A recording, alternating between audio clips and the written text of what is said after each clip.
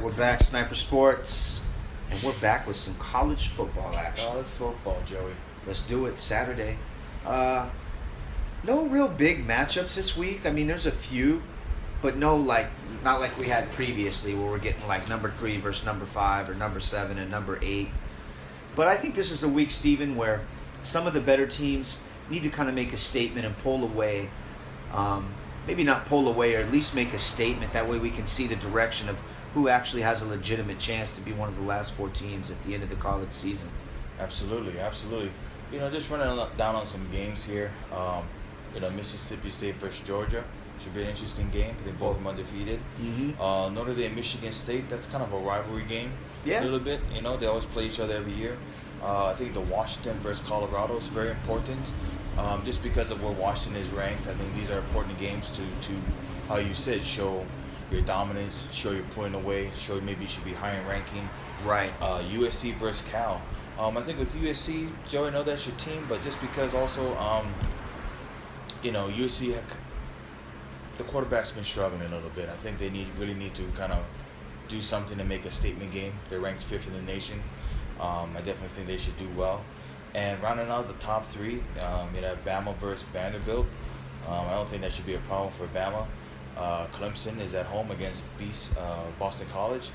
And we have Baylor versus Oklahoma, excuse me.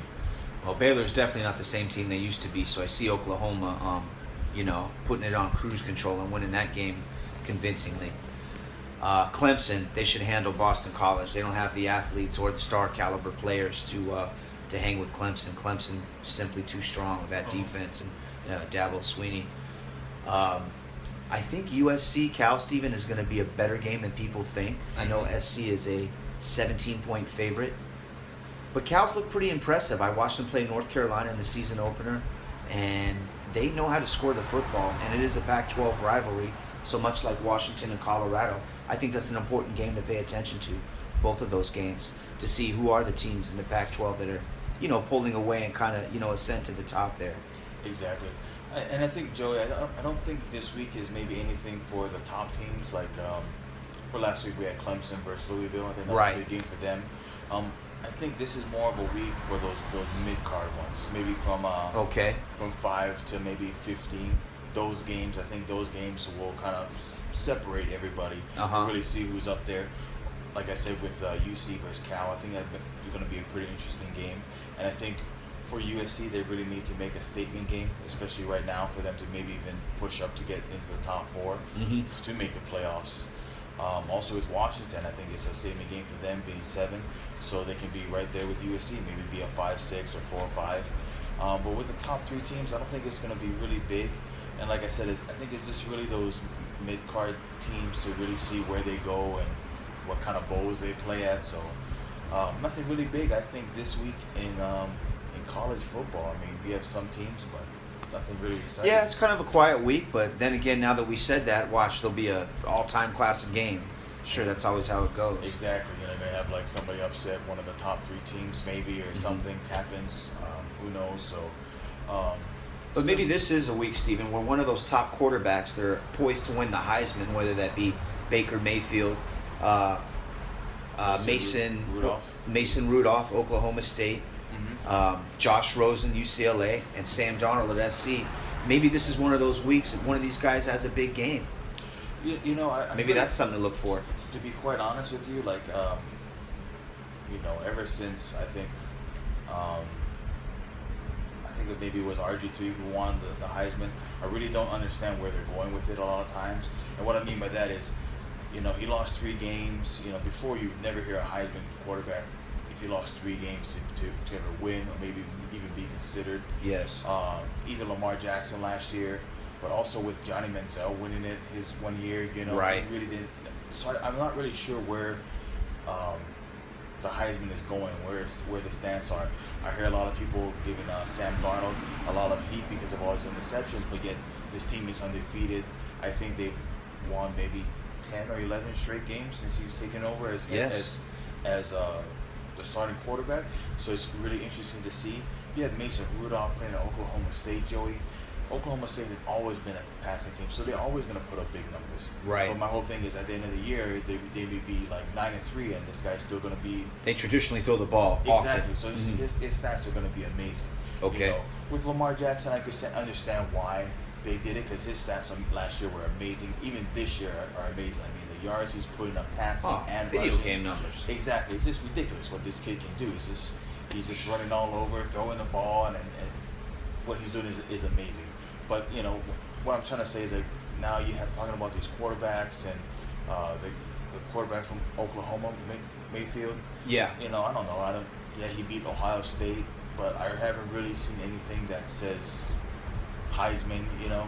You know, me neither, Steven. Yeah. Could be me, but then that's just my. No, I agree with you. When I watched that Ohio State game, I said this is more about Ohio State and J.T. Barrett struggling than it is about Baker Mayfield and Oklahoma really putting the nail down and hammer a nail down. You know what I'm saying? Mm-hmm. I really thought it was a lack of production from J.T. Barrett and Ohio State team rather than, you know, Oklahoma Sooners, looked so great.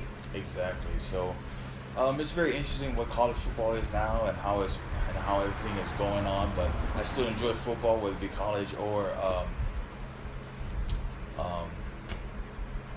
pros. So, but I'm still looking forward to this week. I'm pretty sure there's going to be some great games.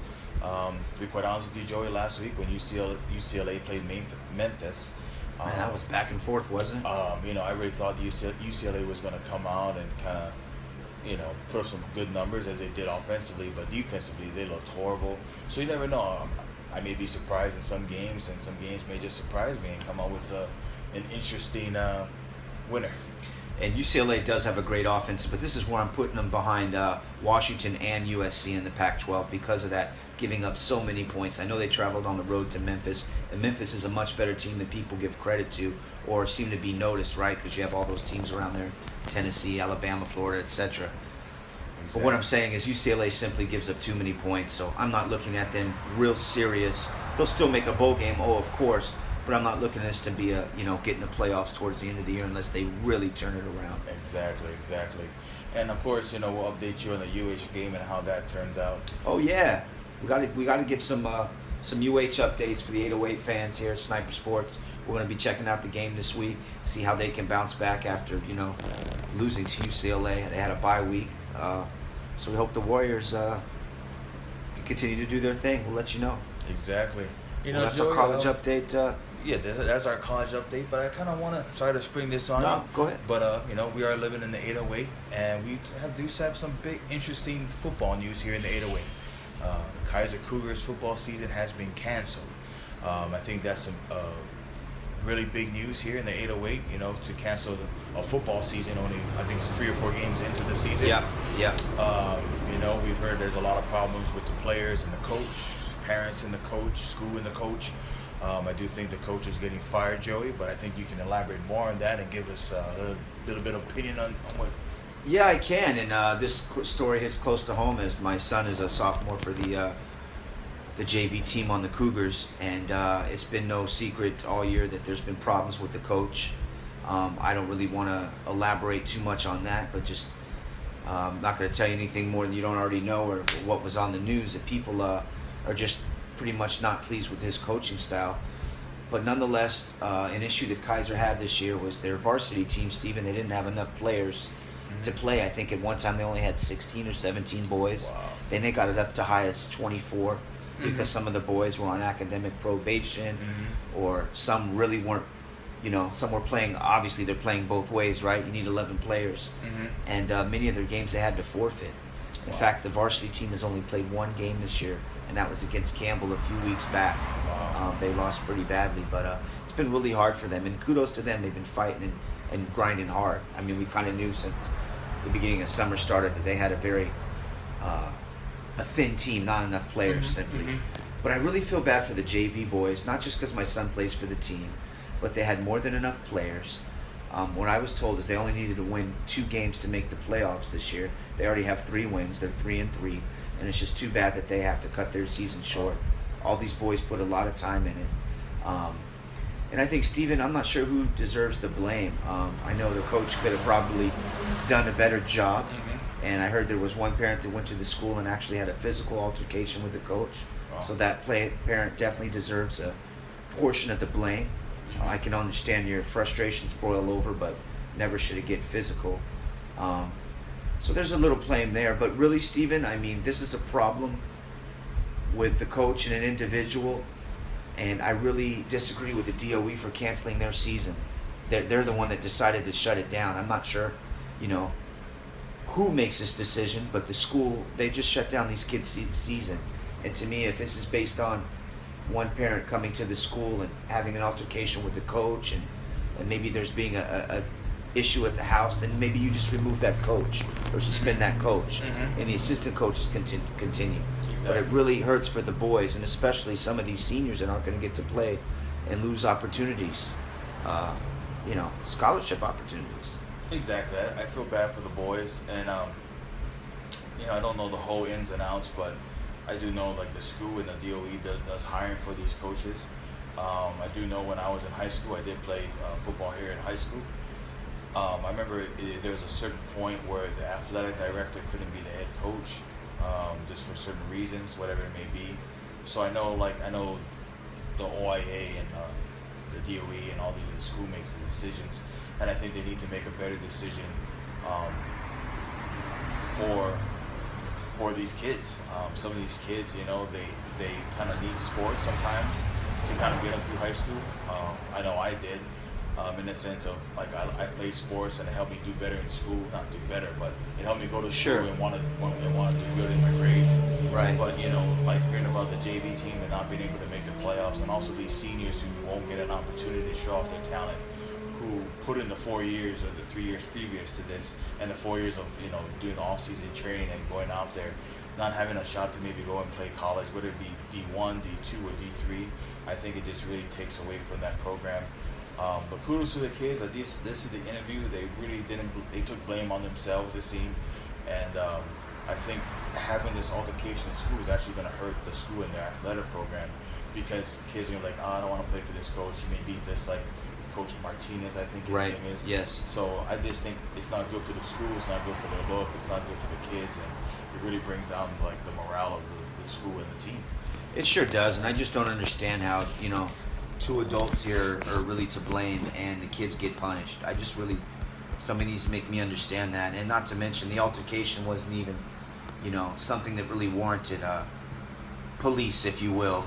From what I'm told, it's something that, men could have stepped in and verbally, disarm this. But anyways, it is what it is. It's canceled now. It's too bad. Exactly.